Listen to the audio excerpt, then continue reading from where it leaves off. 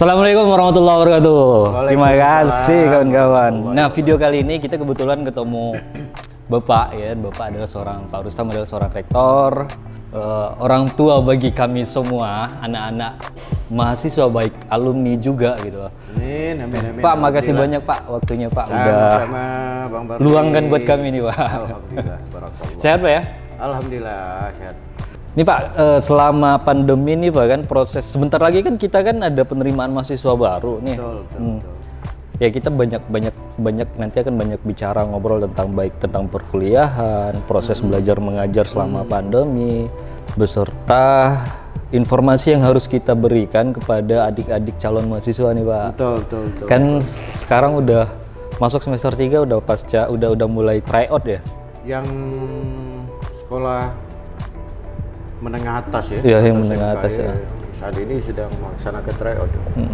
Kalau kita mulai dari ini nih, proses pembelajaran nih Pak selama pandemi ini di KIP nih sendiri nih, apakah masih online, virtual atau udah tatap muka nih Pak? Sementara ini sih Pak, kita masih menggunakan daring nih ya. Masih daring Pak ya? Daring, cuman kebetulan ya saat ini IKIP PGRI Pontianak telah melaksanakan ujian semester, jadi mahasiswa ini pada libur.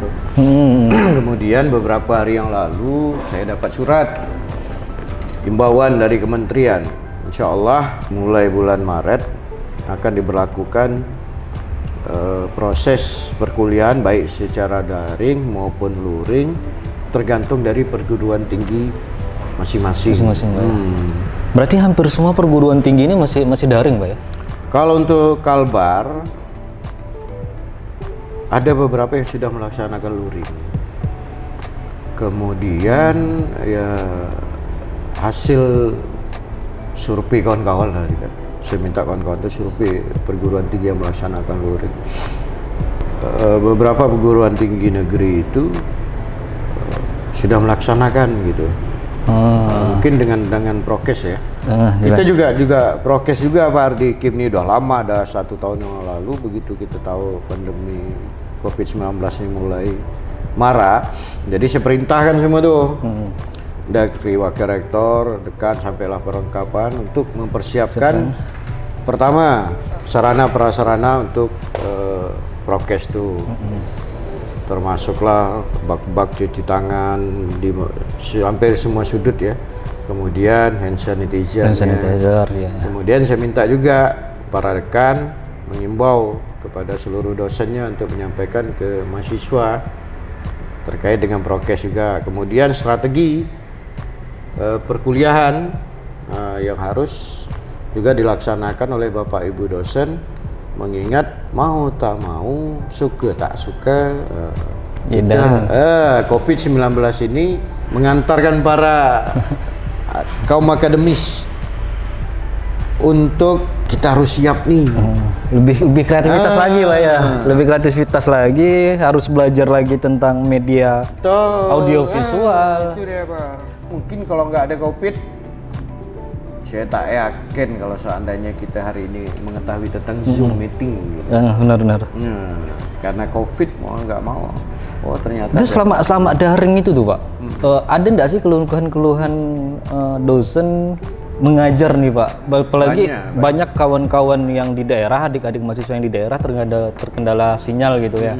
Nah selama ini nih kendala-kendala seperti itu apa nih yang menjadi solusi bagi baik dosen ataupun mahasiswa yang susah mengirim tugas? Secara kelembagaan Bang Barli, kita kemarin awal-awal kita kita paham nih, apalagi 14 Kabupaten Kalbar ini kan mahasiswa di daerah semua nih sulit sekali mendapatkan jaringan ya.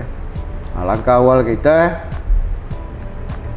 berikan subsidi 150.000 biaya pulsa lah tuh, biaya pulsa ke seluruh mahasiswa yang ada di KIP PGRI. Kemudian kita himbau kepada mereka untuk mencari tempat yang ada sinyal wifi-nya. Itu langkah awal kita yang pertama. Kemudian terkait dengan Bapak Ibu dosen, kita berikan pelatihan oleh LPM ya, Lembaga Penyamping Mutu, waktu itu bekerja sama dengan Proditik tentang penggunaan media. Benar. Itu 1 tahun yang lalu. Tepatnya COVID itulah. Awal-awal lagi COVID berarti ya? boomingnya virus ini menyebar kan sampai seluruh negara, sampailah di kita itu. Nah, itu yang kita lakukan. Nah, kendala yang lain terkait dengan daftar ulang mahasiswa. Akhirnya saya ngambil kebijakan untuk 5 kali angsuran. Karena kita tahu kondisi ekonomi. Jadi mereka bisa bayar uang semester itu sampai 5 kali angsuran. Nah, terus data feeder diktinya atau keaktifan mereka di pusat, di kementerian, Kemendikbud, itu kita buka. Jadi mereka bisa KRS online. Walaupun cuma bayar 100 atau 200 ribu. Nah, semenjak itu sampai hari ini kita mulai nih ingin memasuki, mudah-mudahan lah bahwa COVID ini cepat berlalu kan. Mulai kita mempersiapkan untuk luring, segala prasarana sedikit demi sedikit. Kemudian saat ini pun ada 12 lokal kita bertahap yang kita chat ulang, perbaharui. Momen-momen penting ya. Momen penting. Memperbaiki fasilitas. Ya, baiki fasilitas kan. Kemudian kursi mahasiswa juga kita servis nih. Nah, kita servis, semoga lebih nampak segar begitu mereka masuk. Kemudian Bapak Ibu dosennya pun kita persiapkan juga untuk menyambut para mahasiswa kalau yang akan melaksanakan luring dengan tetap berjaga-jaga dan berhati-hati serta waspada karena virus varian baru ini semakin cepat ya. Saat ini kalau tidak salah saya Pontianak ini zona kuning. Kemarin sempat beberapa minggu yang lalu zona oranye. Nah Pak, kalau ini kan kita udah bicara tentang proses belajar mengajarnya, memang semua lembaga pendidikan gitu kan, tidak hanya perguruan tinggi, sekolah pun seperti itu. Nah sekarang kan momennya momen dimana adik-adik ini dilema kadang-kadang nih Pak, apalagi di daerah gitu. Betul. Apalagi di daerah yang kendalanya sinyal, yang kendalanya macam-macam gitu kan, yang baru melihat internet gitu. Nah untuk penerimaan mahasiswa baru di KIP nih Pak, itu kalau kawan-kawan di daerah yang misalnya terkendala sinyal ataupun baru mengenal online itu tuh bagaimana tuh? Sedangkan minat mau kuliah itu ada gitu. Jadi gini, yang pertama mungkin boleh saya pesan kepada seluruh masyarakat, lebih khusus masyarakat Kalimantan Barat, para kaum muda ya, intelektual ya. Saat ini di tahun 2021 ini, kedepannya kita tidak boleh lagi beralasan atau berpikiran bahwa kita tidak tahu teknologi, internet susah, listrik anu. Bukan saatnya lagi membicarakan itu saat ini. Berarti memang mau tidak mau, suka tak suka, dengan rasa terpaksa. Wahai masyarakat ya, wahai masyarakat, kalian harus siap juga. Siapkan diri, cari pengetahuan itu, dan harus bisa. Kalau dulu kan ada istilah latihan komputer ya.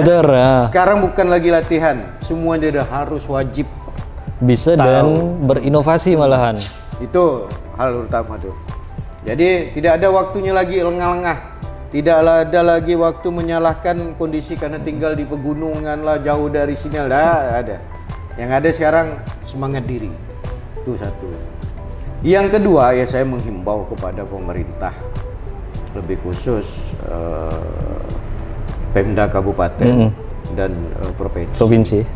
Yuk bapak-bapak, para pemimpin, kita ingin menghasilkan generasi muda Kalbar sebagai sumber daya manusia yang unggul, berikan fasilitas. Jangan sampai Kalbar ini ada satu daerah yang tak ada listrik dulu Bar. Jangan sampai juga kita lengah terkait dengan pengadaan sarana internet. Gandeng Pak, sumber daya alam kita di 14 kabupaten kota Kalimantan Barat nih sangat banyak, Jangan biarkan perusahaan hanya mengolah aja hasil bumi itu, tapi mereka diberikan tagihan tuh. Jadi internet udah jadi kebutuhan primer seperti itu. Harus, dah tak bisa ditawar-tawar. Nah Pak, kalau di KIP nih kan, mumpung ini nih Pak, sebentar lagi penerimaan mahasiswa baru, tadi kita udah bicara tentang pendaftaran gitu. Betul. Nah, sampai sekarang yang saya tahu itu 10 jurusan Pak ya? 11. Prodi, program studi. Nah, jadi 11 kalau prodi. bisa adik-adik di daerah nih, Betul. bisa lihat di website resminya IKIP PGRI Pontianak, itu kalian bisa memilih jurusan yang kalian memang minati. Di situ ada 11 jurusan, BK, bahasa, pokoknya semuanya. Terutama BK. Saya akan promosi BK. Karena saya alumni BK, karena BK kalian bisa lari kemanapun. Iya, Pak Rektornya pun BK nih. KUA, BKKBN, perusahaan gitu. Apalagi di media digital ada psikologi digital sekarang. Oh. Baru tahu saya. Ternyata dulu kan ada psikologi ekonomi, psikologi politik, psikologi. Sekarang ada psikologi digital. Bagaimana membaca psikis para netizen, pengguna sosial, ekonomi digital. Ternyata memang luar biasa berkembangnya. BK luar biasa, Pak. BK luar biasa, sepak terjang. Kemudian kalau kita tahu BK itu hanya bimbingan konseling yang menangani anak-anak sekolah, ataupun kita juga pernah tahu dulu bahwa nangani anak yang bukan sekolah, tapi kan dulu sifatnya actionnya belum nampak. Nah sekarang memang betul-betul nampak tuh. Malah konselor adiksi itu mereka harus kuliah S1 dulu untuk legalitas formalnya, ngambil bimbingan konseling, dan mereka dapat konselor itu pun dari kurikulum yang ditawarkan oleh berbagai organisasi yang diakui oleh nasional maupun dunia. Tapi secara legalitas mereka belum dapat ijazah bimbingan dan konseling. Itu harus PPK lagi Pak? Nah, kalau S1 bimbingan konseling, PPK ya profesinya tuh, pendidikan profesinya. Kalau ngambil itu malah lebih baik gitu. Di KIP sendiri udah ada PPK? Di KIP kita lagi mengusahakan nih, karena konselor kita kan baru 2 untuk IKIP, dan saya rasa pun untuk Kalbar nih belum ada saya dengar kan. Pak Aliwanto dan saya sebagai konselor, dia minimal harus ada 5 konselor. Tapi kita udah jajaki kerjasama dengan Universitas Negeri Semarang gitu. Ternyata tidak mudah itu Pak, makan waktu udah hampir 1 tahun ini masih ya belum terrealisasi karena libetnya tadi birokrasi ya. Padahal kita butuh betul gitu. Tadi di awal udah diceritakan sama Bapak Rektor kita bahwa kita tidak akan pernah terlepas, tidak akan bisa terlepas di dunia digital. Nah, berarti pilihan yang tepat itu yang suka digital, suka IT, teknologi ya memang TIK Pak ya. Dan di sini sedia dan fasilitasnya mungkin suatu saat nanti kita bisa syuting fasilitas di sini gitu kan. Ya, bahkan dimulai dari konten-konten yang berbeda jurusan. Karena kan banyak di zamannya saya tuh gini Pak, banyak yang tersesat gitu loh. Artinya pengen itu kayaknya aku salah jurusan deh, dalam perjalanan pengennya salah jurusan deh gitu. Tapi di dunia sekarang tidak ada alasan lagi di masalah salah jurusan itu. Karena informasi tentang jurusan kuliah kan udah bisa didapat. Udah banyak kan. Tutorialnya pun ada kan, tinggal ditonton kan. Ada nggak sih Pak perusahaan-perusahaan yang berdomisili di satu daerah itu, di kabupaten di Kalbar itu yang memberi beasiswa kepada putra daerah tersebut, mungkin dari dana CSR. Kalau CSR itu kan untuk pendidikan dan Iya. Mungkin saja ada barangkali ya Bang Parwi, tapi sifatnya mungkin individual mereka ya. Jadi mereka diminta barangkali dari desanya, kepala desa ke perusahaan tersebut. Tapi kalau kita secara langsung belum, karena CSR itu kan memang diperuntukkan bagi penduduk di sekitar kawasan lingkungan perusahaan berada ya. Jadi tentunya mereka pun memberikan bervariasi gitu, ke IKIP, mungkin ke perguruan tinggi yang lainnya. Tapi ya saya menghimbau, ayolah para pimpinan perusahaan, ini putra kita nih Pak gitu. Karena saya pernah di Kelurahan Beringharjo. Beringharjo. Pertemuan pegiat literasi Nusantara Pak ya. Di situ waktu itu di desa Beringharjo, kelurahannya itu 1 tahun itu bisa memberi beasiswa kelurahannya Oh, lurah ya? Lurah kepala desanya. Hebat ya. Memberi beasiswa 50 pemuda gitu. Jadi sama-sama kampus. Dan itu memang agak ini sih Pak. Kelurahannya memang keren sih. Maksudnya siapapun perusahaan yang berdiri di kelurahan ini, berdomisili di sini, wajib memberikan beasiswa kepada anak-anak kelurahan. Bagus gitu tuh. Seperti itu bisa nggak sih Pak kira-kira digunakan kepala desa atau kelurahan di Kalbar ini Pak? Ya seharusnya para kepala desa itu kerja salah satu misi mereka ya jadi kepala desa. Ya jangan biarkan desa itu sumber daya alamnya dikelola oleh pihak perusahaan, tapi pihak perusahaan tidak memberikan efek untuk masyarakat dari sisi pendidikan. Seharusnya bagus sih kepala desa. Dari kelurahan pun bisa sebenarnya kan? Bisa kan ada dana dari kelurahan itu. Jadi yang saya heran itu tuh kan gini Pak, kok bisa kelurahan intervensi langsung gitu loh? Sebenarnya barangkali bukan intervensi itu Bang Parli, tapi berkejalinan hubungan baik ya. Kemudian yang punya perusahaan pun nyambung kayaknya. Memang mereka pun tahu bahwa keberadaan perusahaan mereka kalau mendapatkan berkah salah satunya memberikan bantuan pendidikan. Ya. Atau punya otonomi khusus kali di Jogja dulu ya. Nah, memang itu kalau desa itu memang udah ada sih visi dan misi mereka untuk itu. Nah, masalah mereka ingin menggait perusahaan atau tidak ya kembali ke pimpinan di desa kan. Dan kembali juga ke perusahaan tersebut. Kayaknya saya harus jadi kepala desa. Bagus lah, Bang Barli. Ya. Kepala desa dan ya. Kawan-kawan alumni kita kan banyak jadi kepala desa, Pak. Iya. Ada beberapa yang saya ingat tuh, alumni di bagus lah. Itu kawan-kawan Muslim tuh. Yang jadi kepala desa, bisa tuh. Profesi apapun bisa kita lakukan selama memberi kemaslahatan baik untuk kita ya maupun bagi masyarakat, bukan hanya dari sisi ekonominya, mungkin kemaslahatan dari sisi yang lain. Misal konselor tadi, ya belum ada sih di Kalbar nih ibaratnya konselor dari IKIP secara profesional berdasarkan nilai nominal per pertemuan. Tapi Bapak Ibu konselor kita di IKIP ini, dosen BK, memberikan itu secara sukarela. Membantu para mahasiswa, membantu masyarakat dengan tidak minta bayaran. Malahan mereka senang, berarti semakin banyak dapat memberikan bantuan ke masyarakat, makin semakin banyak tabungan persoalan-persoalan yang pernah diatasi. Studi kasus ya? Studi kasus. Baca dari kasus. Jadi, ini Pak banyak terima kasih nih Pak atas waktunya. Sama-sama Bang Barli, sama-sama. Karena banyak informasi yang memang harus saya sampaikan terkait penerimaan mahasiswa baru. Karena kebetulan saya juga orang daerah, orang kampung gitu. Jadi sepupu-sepupu, tetangga-tetangga itu banyak menanyakan. Alhamdulillah. Nah, yang paling penting ini adalah adik-adikku gitu, saudara-saudaraku yang di daerah manapun gitu loh. Nah di sini di IKIP sangat-sangat dimudahkan. Silahkan konsultasi, silahkan baik secara administrasi ataupun pembayaran itu sangat-sangat dimudahkan. Online sudah bisa. Yang penting konsultasi dulu dah. Pilih jurusan yang kalian mau, daftar. Nah masalah uang belakangan dulu dah. Ya, daftar dulu, daftar. Nanti konsultasi kesulitannya di mana pasti ada solusi. Apalagi dengan saya kan BK. Nah. Sebelum di Bang Parli itu Tom, perlu saya sampaikan saat ini IKIP PGRI sebagai perguruan terbaik 5 besar se-Kalimantan. Alhamdulillah ada peringkat 2 se-Kalimantan Barat.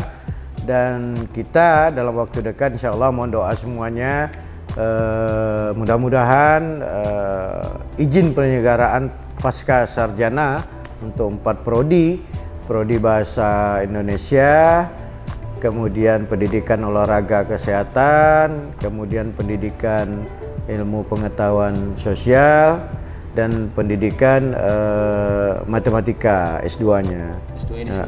S2-nya di IKIP. Dan kita juga jalin kerjasama nih Bang Parli terkait dengan PJJ, pendidikan jarak jauh. Dan memang kita berharap betul ekip PGRI merupakan lembaga pendidikan yang bisa mengakomodir seluruh kebutuhan masyarakat Kalimantan Barat terkait dengan ingin melanjutkan studi ke perguruan tinggi dengan spesifikasinya menjadi seorang calon guru profesional gitu. Akreditasi kita sudah B. Semua prodi juga sudah B. Cuman yang biologi masih dalam tahap reakreditasi. Yang pasca sarjana itu tuh kapan, Pak? Kita sedang usulkan, mudah-mudahan tahun 2021 ini bisa keluar surat izin penyelenggaraannya. Dan doktor kita, alhamdulillah nih Bang Parli. BTP lah. Wah, para dokter kita yang sudah aktif ini, dokter muda Bang. Dokter muda sudah ada 34 dan kita masih menunggu 30 lebih. Insya Allah tahun depan, 2 tahun lagi sudah pada kembali dan tiap tahun kita ngirim terus nih 3, 4, 10 orang untuk menjadi dokter dan yakin 5 tahun ke depan KIP PGRI Kementana akan memiliki dosen-dosen yang mudah-mudahan bergelar profesor, sudah ada 3-4 orang gitu. Amin. Saya sebagai alumni di sini kapan dikirim Pak untuk setarca sarjana Pak? Cepatlah Bang Barli ya. Prodi IPS. Ini ngimbau nih Bang Barli. Kita kuliah bukan untuk cari kerja sebenarnya, tapi nanti dia akan mendapatkan kerja yang sesuai dengan pendidikan. Amin ya rabbal alamin kan. Namun kuliah itu yang sudah pasti kita mendapatkan pengetahuan. Nah, kalau kita sudah berpengetahuan, ya insya Allah kita ada ilmunya. Nah, ilmu itulah yang dibutuhkan oleh negara kita, provinsi kita terkait dengan ikut menjadi bagian dalam pengembangan baik Kalimantan Barat maupun negara Indonesia pada umumnya. Kalau tak ada pengetahuan, percuma lah.